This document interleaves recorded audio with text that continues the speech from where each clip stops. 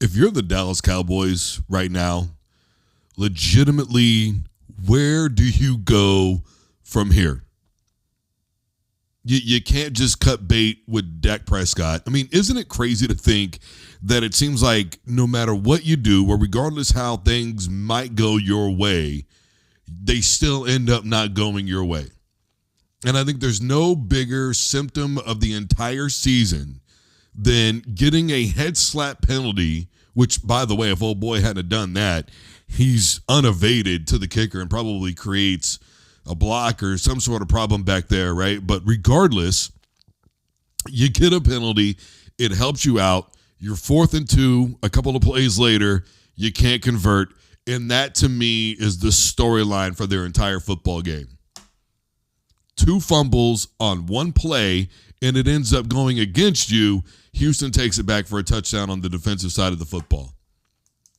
You force an interception. I mean, what do you do? I think that the beginning of the season, it's really rare for me to say something like this, but they blew it in the offseason before the year even began. To me, it was obvious. You make Dak Prescott play out this year. You sign Derrick Henry. You rebuild on that running game. And you make things happen from there. And then you figure it out next season. That would have been the way to put things in perspective for this year, so that way you know where to go next year. I mean, they could talk about all the former Pro Bowlers and all that stuff from a season ago all they want to, but this was a team that just acted like they didn't care enough at the beginning of the year. They got behind. Now you've lost your quarterback for the season, Zach Martin. You don't know what's going to happen with him on the O-line. Then you have another lineman get hurt the play directly after that. It's just a bad year. You get Micah Parsons back, but that didn't seem to matter. Diggs hasn't been playing up to his level. It's just been horrific for the Dallas Cowboys. Regardless of how well you do or don't play, it doesn't matter. There's nothing you can do. And if you want to fire McCarthy, that's fine, but you are still stuck with this mega contract from Dak Prescott. So it's going to make it 3 times as difficult to go and add pieces to the puzzle that are going to help you. And nobody's going to take on that contract with a trade. If you allow Dak Prescott to go somewhere else and play football, you're going to be paying him the same way that the Broncos are playing Russell Wilson. The difference is, if Dak goes somewhere, even if Jerry Jones pays him to be somewhere else, I don't think you get the same result of what's going on with Pittsburgh right now and Russell Wilson. And the thing is the Pittsburgh Steelers were so smart about that, because when you really think about it, it was only at what, 1.2 million is the deficit that they're paying him. So they're able to go out and get other pieces before the trade deadline and add some players to the roster to help Russell out a little bit on the offensive side of the football. Your organization is not thinking like a football team that is prepared to do what is ever necessary to win. You got Jerry Jones saying, what am I supposed to do? It looks cool. Well, bro, what looks cooler? Winning or having your stadium shining light? You got stuff falling apart from the rooftop. This thing is just, man, people think it's easy to make fun of the Jets. This is bad, Brody. At least from the Jets, you semi-expect it. With the Dallas Cowboys, they've got their haters. They're not few and far in between. There are just as many people who can't stand that football team as there are who love them, right? But they're kind of quiet throughout the season. Team will go 11-5, whatever the case may be, 11-6, make the playoffs, and people will say, "Oh, they're not going to do anything." But it's still, the ruckus isn't there until they physically lose in the playoffs. Now, this is bad publicity. This is bad all the way around. You have landed yourself literally in a financial debt that you are not going to be work out. It's not going to be easy to work your way out of it. And if you do fire McCarthy, who do you legitimately go out there and get? You're going to reach down to the college ranks Kirby Smart has it so good right now in Georgia, he's not leaving. Lane Kiffin didn't work out in the NFL, so you're not going to get him. In fact, he hasn't worked out anywhere. He hasn't worked out at USC. He hasn't worked out at Tennessee. Ole Miss has been willing to give him quite a long bit of time, and that win over Georgia certainly bought him another season. But the point of what I'm saying is if you're looking at somebody who's maybe got NFL stature down at the college ranks, you're probably not going to bring him back in. I really don't know what you do if you're Dallas. I mean, usually when I present the problem, I also present the solution. There's no solution here. This is not a quick fix. You are going to have to ride this thing out with Dak. The only move that you could potentially make is figuring out a way to pay CeeDee Lamb to go somewhere else. But even then, you have to send him to a team where you think he's not going to do very good, or you're going to look silly. You send him to Pittsburgh with Russell Wilson, you're screwing yourself. You're not going to let him go to Denver because Bo Nix and what he's got going on over there. You're not going to give him to Justin Herbert. You're not going to give him to Patrick Mahomes. You're not going to let Lamar Jackson have him. They could use another guy probably in Cincinnati, but really they need offensive linemen more than anything. I mean, what in the hell do you really do if you're the Dallas Cowboys? You are in a catch-22, but you put yourself here. You know, you didn't have a holdout situation with Dak the way that you did with CeeDee Lamb. You didn't have a holdout situation the way the Giants did with Saquon Barkley. You didn't have that. You could have played out the season. I don't know if Jerry got afraid or whatever the case was, but he made the 100% wrong move before the year even began. And that started with not getting Derrick Henry. And the decision to not get Derrick Henry led to the decision to pay Dak the way that you did.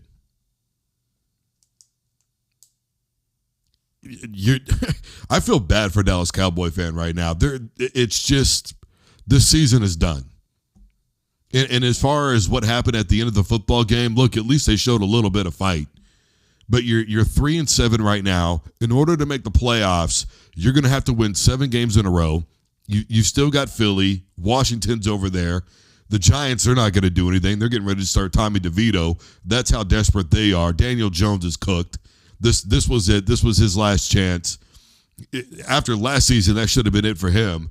What I'm saying is the NFC East is too strong. For you to make the playoffs, you would have to win literally 7 games in a row, bare minimum. Then on top of that, in the NFC Central, you've got Minnesota and Detroit and Green Bay doing what they're doing right now.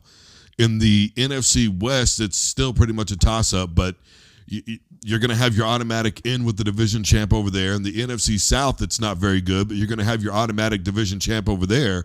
But what I am telling you is the playoff race is too thick right now because you've got, again, 7 teams that are going to make it right on your side of the NFC. So you're probably going to have Philly. You're probably going to have Washington.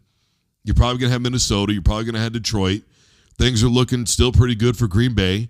Then on top of that, you're going to have your NFC South champion and you're going to have your NFC West champion. You are going to have to win out every single game the rest of the year and just hope some other teams start tripping up. That's legitimately your only hope. And all this BS about tanking, are you kidding me right now? You're not going to tank for Shedeur. You can't do it because you're paying Dak Prescott too much money. And you can't tank for a coach, or you're going to fire your coach or you're not. I mean, that's pretty damn simple. So tanking for Deion is the most ridiculous thing that I think I've ever heard in my life. And even then, I think when Deion leaves Colorado, because he will at the end of this season, let's all be honest here. When Shedeur and all them go to the NFL, he's gone. The best case scenario for him probably is either I'm done with coaching or he goes to Florida State. I mean, let's be really honest about that. You're done. This season is over. Now you basically, what you've got to start doing is thinking about your coaching staff, and you got to start thinking about guys that you could potentially bring in to help you out a little bit on maybe the defensive line. But you are in debt up to your eyeballs in a stadium that clearly needs fixed. Man, I'm sorry, Dallas. Look, I know a lot of Dallas Cowboys fans. I do, man. I feel bad for each and every one of them. All right. Obviously, tomorrow I'm looking forward to what's going to happen with the college football playoff and the committee and all that. Obviously, Georgia is staying alive. And if you're listening this far, look, I continuously have a lot of Georgia fans and SEC fans in my comment section. One of the videos is still floating around, which I appreciate the engagement and I appreciate the interaction. I really do. I look, even if you disagree with me, I still consider you in some capacity to be a fan, and you think my content is engaging enough for you to engage in it, whether you agree with me or not. So I really appreciate that. Here's the point that I am really trying to make. And the thing is, obviously with, TikTok and all that stuff, I mean, sure, you can make longer videos, but how long are you going to really keep somebody's attention? So, again, I want to say that the strength of schedule is made before the season even begins. Now, it's not just predicated upon how people think that team will do or how the teams that they play against will do, but it's also predicated upon how they think the teams will do against the teams that those teams are playing against. So they don't just take into account how well they think Georgia will be and how good, like, let's say Tennessee will be, but they take into account how good the competition is that Tennessee is playing against. And you look at the out-of-conference at the beginning of the season, that win by Tennessee over North Carolina State looks so good because of the preseason polls and the strength of schedule. But again, heading into this last weekend, the 5 teams that SEC teams had lost to in the Power 3 conferences were 21-17 combined. A&M had lost to Notre Dame. Vanderbilt beat Alabama, but they also lost to Georgia State. And so the win over Virginia Tech might have looked decent, but you lost to Georgia State, and then you turn around and beat Alabama. So we look at the teams of the teams that they are playing against. The strength of schedule would look completely different right now. It would not favor Georgia. And I know a lot of people are going to tell me, look, man, they're playing at Ole Miss. They're playing at Texas. They're playing at Alabama. What is your problem? I don't have a problem with Georgia. I don't have a problem with the SEC. What I don't do and what I don't deal in when it comes to any of this is emotion. I deal strictly in logic. And logic says that if Georgia loses another football game, they don't belong in the college football playoff.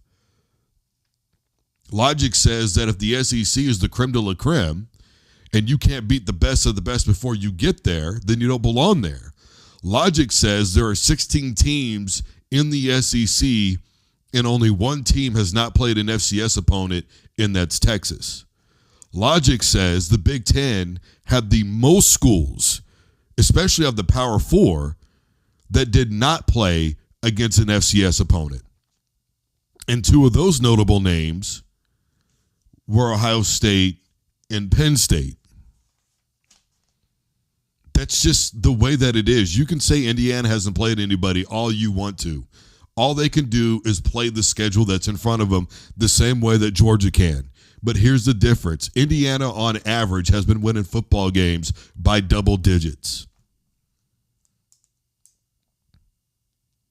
That win over Clemson, okay, great. Clemson has their wins, right? But in the losses that they've had, Georgia and then later on in the season, they were blowouts. Now, they showed up in that, in the fourth quarter, and they did get kind of screwed over, I think, on that onside kick.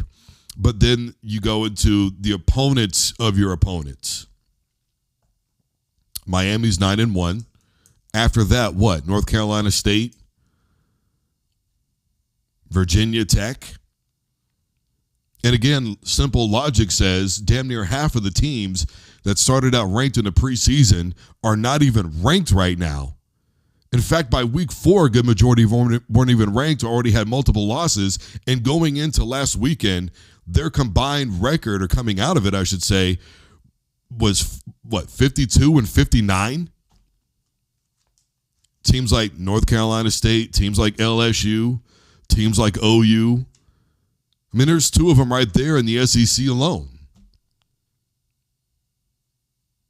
Notre Dame beat A&M, and then they turn around and lost to Northern Illinois. It was a matchup problem. But they have that win. And the SEC is supposed to be the best. Shouldn't A&M have won that game running away instead of giving it away in the fourth quarter the way they did? So I'll admit the word destroyed might have been a little strong, but you're picking up what I'm putting down. And that's just the way that it is. Now, obviously, Georgia got the win over Tennessee. Nico, I don't think was 100%, but he, regardless, Georgia ends up getting a win, right? So they're still in it. Bama's still going to be in it, but we'll see how everything plays out. I think that Georgia will probably end up playing in a college football playoff. And for the longest time, I said that to me that they were still the best team in the country. But they lost. So a lot of you are new to me, so you're not hearing everything that I'm talking about. And that's okay. It is what it is. But regardless, I'm looking forward to seeing what the committee does tomorrow. And then, of course, hear everybody complain about it on Tuesday night and Wednesday morning. So, all right, guys, I am Drew Duncan. By the way, I've been feeling a little bit under the weather here, so I don't know what I'm going to be doing all this week. I'm supposed to have a Friendsgiving coming up, but, man, I don't know if I'm going to make that or not. Anyways, if you get sick, man, especially if you get COVID, make sure and drink plenty of water. I had a friend ended up in the hospital from dehydration from not drinking enough water when they were sick. So regardless of what you're sick with, whether it's flu, COVID, strep throat, whatever the case is, you got to remember your body's fighting even harder. So, I mean, I just, I had a gallon delivered to me today. So make sure and stay hydrated, drink plenty of water, apple juice, Pedialyte, Gatorade Light. They got their thing out. I had some of that brought to me too. So in the meantime, have a great rest of your night and or day. Stay safe. Take care of each other. Good night, everybody.